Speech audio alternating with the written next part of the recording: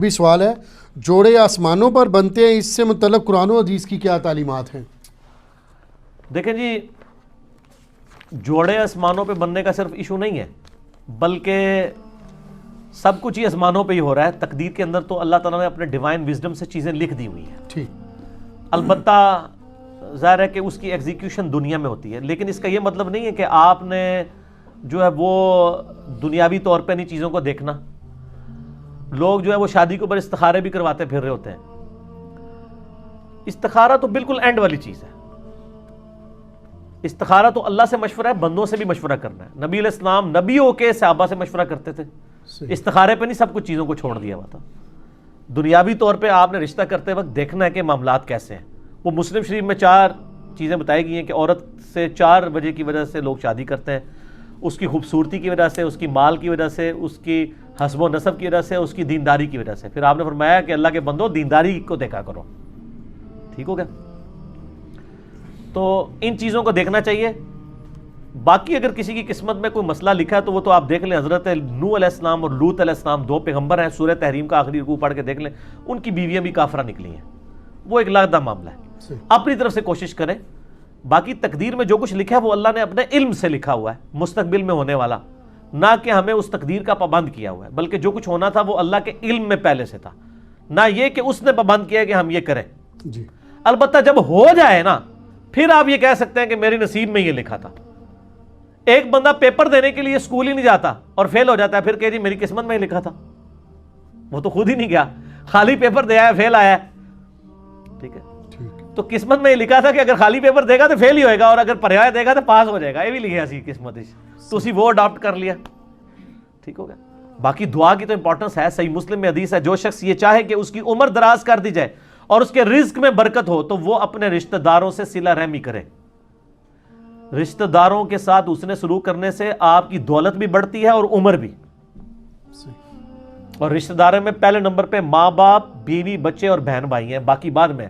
لوگ رشتہ داروں سے فوراً سمجھتے ہیں کزنز، اور بہن بھائیوں کو چھوڑ دیتے ہیں، ماں باپ کو چھوڑ دیتے ہیں، بیوی بچوں کو چھوڑ دیتے ہیں۔ تو بخاری اور مسلم دونوں میں یہ حدیث ہے کہ جس شخص کی یہ خواہش ہو کہ اس کے رزق میں برکت ہو اور عمر میں برکت ہو جائے، وہ اپنے رشتہ داروں کے ساتھ اس نے سلوک کرے۔ ظاہر ہے اس نے سلوک یہ ہے کہ آپ نے اخلاقی طور پہ بھی اور مالی مدد بھی ان کی کرنی ہے، ٹھیک۔ تو اس کا مطلب ہے دعا سے تقدیر بدلتی ہے۔ لیکن یہ بھی تقدیر میں لکھا ہوتا ہے کہ اس کی عمر تو تھی 60 سال، اس نے اپنے بہن بھائیوں کے ساتھ اس نے سلوک کیا، ہم نے اس کو 80 کر دینا ہے۔ اب وہ کرے گا تو ہو جائے گا۔ اب دنیا میں اگر کوئی شخص بسم اللہ پڑھ کے ساکٹ میں 2 انگلیاں دے دے گا تو انشاءاللہ تعالیٰ وہ مر جائے گا۔ فزیکل فنامنا تو چلیں گے نا، گہانی آفتیں ٹلتی ہیں دعاؤں سے۔ جو آپ آفت اپنے اوپر خود لائیں گے وہ تو نہیں ٹلے گی۔ آپ بسم اللہ الذی لا یضر پڑھ کے تو کوبرا سام کے منہ میں ہاتھ دے دیں تو یہ تو نہیں ہے، ناگہانی آفتیں ٹلیں گی۔ تو تقدیر کا مسئلہ بھی ہے۔ یہاں پہ بھی جوڑوں پہ لوگ کہتے ہیں نہیں میری قسمت میں لکھا ہوا تھا۔ ہاں، جو ہو جائے اس کے بعد آپ کہہ سکتے ہیں، جس طرح بخاری مسلم میں آتے ہیں آدم علیہ السلام نے کہا کہ میری قسمت میں یہ لکھا تھا، تو ظاہر ہے پھر واقعی لکھا ہوا تھا۔ ایک بندے نے بھی غلط کام کیے نہیں اور کہ جی میری قسمت میں لکھا ہے کہ میں کرنا ہے، تو میں کہتا ہوں، ایک بندہ کہتا نہیں میری قسمت میں لکھا ہے کل فجر کی نماز میں نے نہیں پڑھنی، تو سر میں ابھی آپ کی قسمت میں بدل دیتا ہوں کہ فجر کی نماز فلاں مسجد کی پہلی صف میں پڑھو، 1 لاکھ روپے لے لینا، یہ لو چیک۔ دنیا کے سارے شیطان مل کے تجھ سے ایک فجر نہیں چھڑوا سکیں گے، تو تیری قسمت اینج بدلی نا۔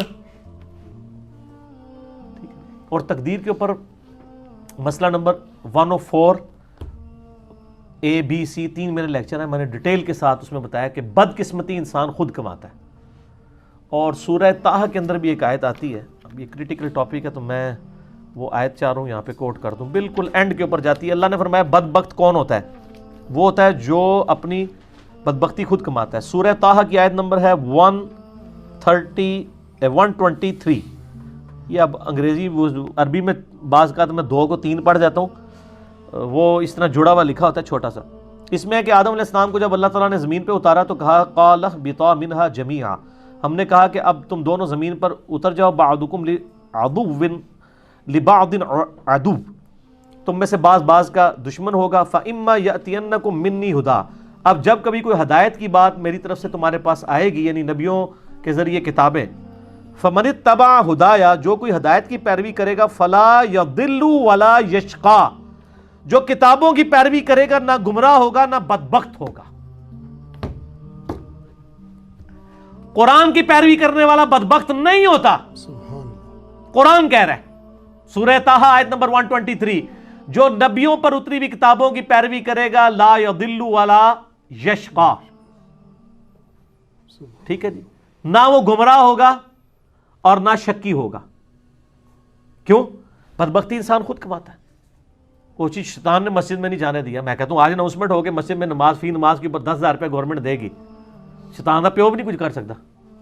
اور اس کا سائملٹینیس کنٹراسٹ ہے, اگر ایک نماز چھوڑنے پر اللہ تعالیٰ کی طرف سے دنیا میں ہی عذاب آنا شروع ہو جائے تو کوئی شخص بھی نماز سے غافل نہیں ہوگا.